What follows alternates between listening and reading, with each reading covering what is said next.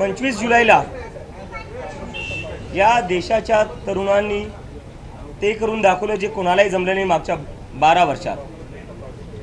जी सरकार 12 वर्षापासून म्हणत होती की या सरकारमध्ये राजीनामे होत नाही, सरकारमध्ये इस्तीफे नाही होते, या देशाच्या जनजीनी त्या सरकारकडून राजीनामा घेऊन दाखवला।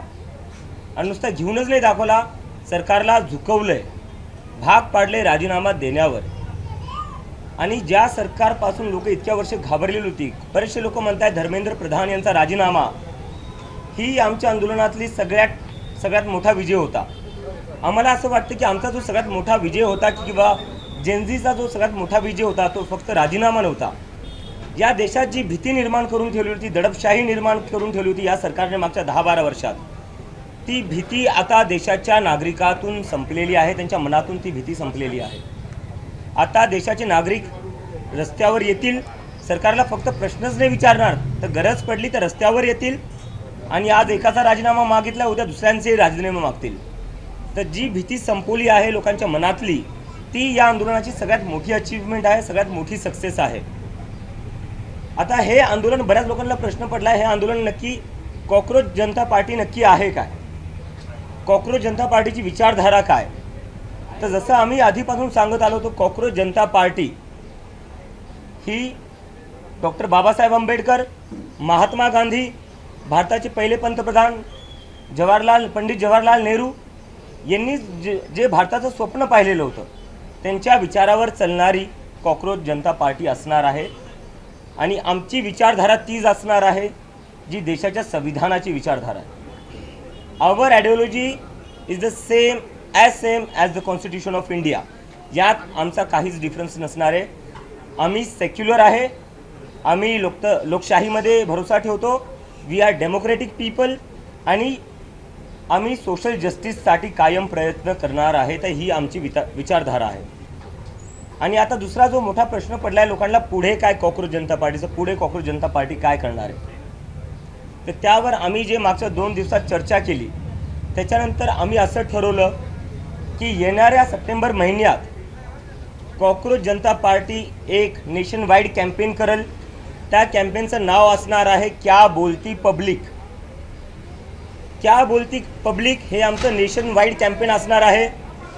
या कॅम्पेनमधून आम्ही देशभरात दौरा करणार आहे, आम्ही लोकांकडून समजून घेणार आहे त्यांच्या समस्या काय आहे, त्यांच्या अपेक्षा काय आहे। कारण की या आंदोलनातून आम्हाला जी एक गोष्ट शिकायला भेटली ती ही शिकायला भेटली की सध्या जितके काही पक्ष आहेत, जितके काही लोक सरकारमध्ये बसलेले आहेत, ते कुठं ना कुठं आता लोकांपासून डिस्कनेक्टेड झालेले, लोकांचं डिस्कनेक्टेडच नाही, ऐकायलाही तयार नाही आहे। ज्या देशाची लोकसंख्येमध्ये 65% लोक 35 वयाच्या खालची आहेत, त्या लोकसंख्येबद्दल, त्या युवकांबद्दल कोणीच काही बोलायला तयार नाही। मग तो शिक्षणाचा मुद्दा असो किंवा बेरोजगारीचा मुद्दा असो, संसदेतही त्याच्याबद्दल कोणी बोलत नाही आहे, कोणी पार्टी त्यांच्या मीटिंगमध्येही बोलत नाही आहे। आणि सरकार तर अशी वागते जसं काय हे काही मुद्देच नाही आहे। सरकारला फक्त एकच मुद्दा दिसतो, तो म्हणजे हिंदू मुसलमानचा। पण बेरोजगारी, आर्थिक सिच्युएशन काय आहे आपल्या देशाची, शिक्षाची किती वाईट अवस्था आहे, यावर कोणीच काही बोलायला तयार नाही आहे। त्यामुळं आम्ही आता लोकांमध्ये जाणार आहे आणि लोकांकडून आम्ही समजून घेणार आहे त्यांच्या समस्या काय आहे, त्यांच्या अपेक्षा काय आहे।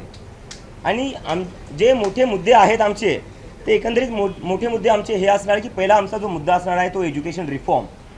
कॉकरोच जनता पार्टी ज्या ठराविक मुद्द्यांवर नक्कीच काम करेल, इतरही मुद्दे आहेत ज्याच्यावर आम्ही काम करू, पण जे आमचे ठराविक मुद्दे असणार आहे, पहिला असणार आहे एज्युकेशन रिफॉर्म्स। आज आपल्या देशात शिक्षण अनअफोर्डेबल झालेलं आहे। पहिली दुसरीत ज्या मुलांचं ॲडमिशन घ्यावं लागतं त्या मुलांना वर्षाची फीस जी आहे ती 1-1.5 लाख आहे। डोनेशन प्रायव्हेट स्कूलमध्ये द्यावं लागतं ते वेगळं। ज्या परिवाराची तितकी इन्कम नाही, तितकी सेविंग नाही, ते 1-1.5 लाख कुठून देतील? आणि हे झालं स्कूलिंगचं। कॉलेजमध्ये जरी पाहायला गेलं, कॉलेजच्या फीस किती वाढलेल्या आहे, कोचिंगचा एक वेगळं चालू आहे, कोचिंगमध्येही पैसा जातो, कॉलेजच्या डिग्रीमध्ये पैसा जातो। तर आजच्या काळात आपल्या देशात शिक्षण घेणं म्हणजे डोक्यावर कर्ज ठेवणं आहे। आम्हाला त्यापासून मुलांना असो किंवा त्यांच्या आईवडिलांना असो मुक्त करायचं आहे। एक असा आपल्या देशाची शिक्षण व्यवस्था अशी झाली पाहिजे जिथं जर कोणाला आपल्या मुलाला डॉक्टर बनवायचं, इंजिनियर बनवायचं, सायंटिस्ट बनवायचं, तर आईवडिलांना ते बर्डन नाही वाटलं पाहिजे की आम्ही कुठून करणार आमच्या मुलासाठी हे।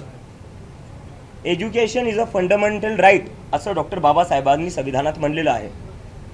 पण कुठं ना कुठं मागच्या काही दशकात आपल्या देशात education is a fundamental business to gain profits अशी शिक्षण व्यवस्था झालेली आहे.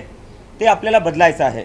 दुसरा जो मुद्दा आहे तो म्हणजे जंतर मंतरच्या आंदोलनात आपण पाहिलं, नीट हा सगळ्यात मोठा मुद्दा होता, कोर इश्यू होता. पण जितके लोक आली तो राग फक्त नीटवर नव्हता किंवा एज्युकेशन सिस्टमवर नव्हता. या देशात संस्थानाची जी हाल झालेली आहे या सरकारच्या अंतर्गत त्याच्याबद्दलचा तो राग होता.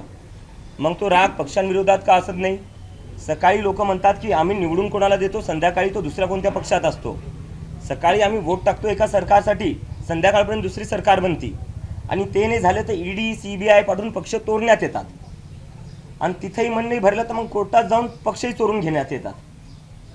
तर याच्यामुळं लोकांचा कुठं ना कुठं भरोसा तुटत चालला आहे, संपत चालला आहे पॉलिटिकल सिस्टमवरनं.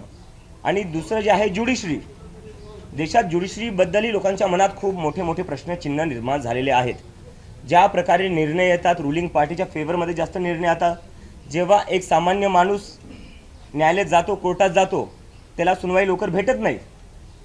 त्याला सांगण्यात येतं की नंतर या, तारीख पे तारीख जी आपण म्हणत असतो मजाकमध्ये, पण ती खरी व्यवस्था आहे. पण तिथंच एखादा मोठा बिझनेसमॅन असो तो कोर्टात जातो, त्याला लगेच हिअरिंग भेटती, अर्जंट हिअरिंग होती, त्याच्यावर लगेच सुनवाई होती आणि त्याच्यावर लगेच ऑर्डर पण येऊन जातो. पक्ष तोडायचे असतील त्याच्यावर कोर्ट लगेच निर्णय देतो.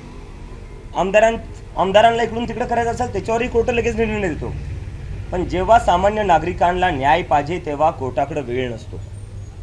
तर त्याच्यामुळेही कोर्टाच्या इंटेग्रिटीवर, न्यूट्रॅलिटीवर खूप मोठा प्रश्नचिन्ह निर्माण झालेला आहे.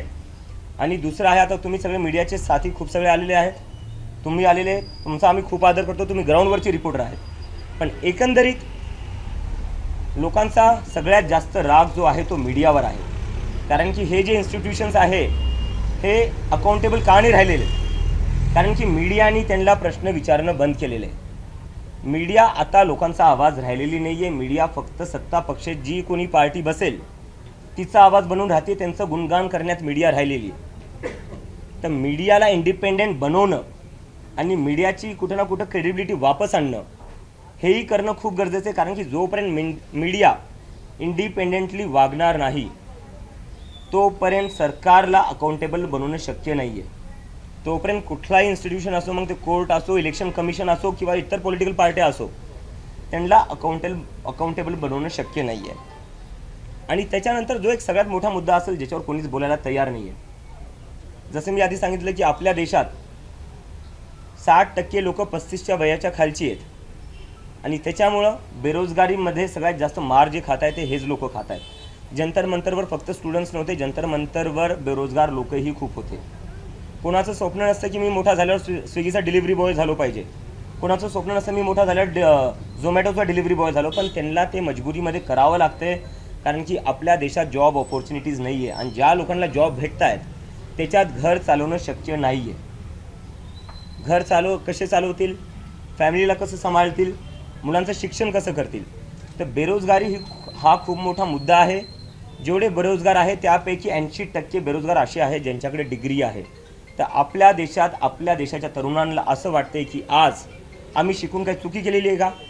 कारण की जे लोक शिकले नाही, जे लोक कधी शाळेतही गेले नाही, ज्या लोकांनी कधी फॉर्मल डिग्री घेतली नाही, ते सरकार चालवत आहेत, ते निर्णय घेत आहेत.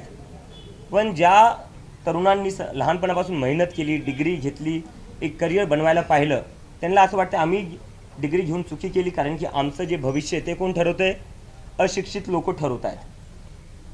आणि त्यामुळं बेरोजगारी हा मुद्दा आता आम्हाला केंद्राचा मुद्दा बनवायचा आहे. देशात कुठलेही पॉलिटिकल डिस्कशन असू दे, इलेक्शनचं डिस्कशन असू दे, बेरोजगारीला तुम्ही आता अजून जास्त इग्नोर करू शकत नाही. बेरोजगारी, युवकांशी शिक्षणाचा मुद्दा आणि बेरोजगारी मुद्दा हा पॉलिटिकल डिस्कोर्स आता असलाच पाहिजे. तुम्ही अजून इग्नोर नाही करू शकत याला. आणि आता जर तुम्ही इग्नोर केलं तर जेनझीनी दाखवून दिलेले ते रस्त्यावर येतील.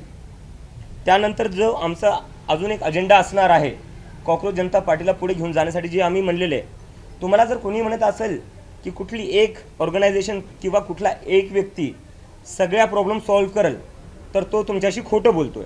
असंच खोटं देशाला 2014मध्ये बोलण्यात आलं होतं की आता एक व्यक्तीला निवडून दिलं की आता हा आपला देश एकदम डेव्हलप नेशन होऊन जाईल, काशीचा क्योटो होऊन जाईल.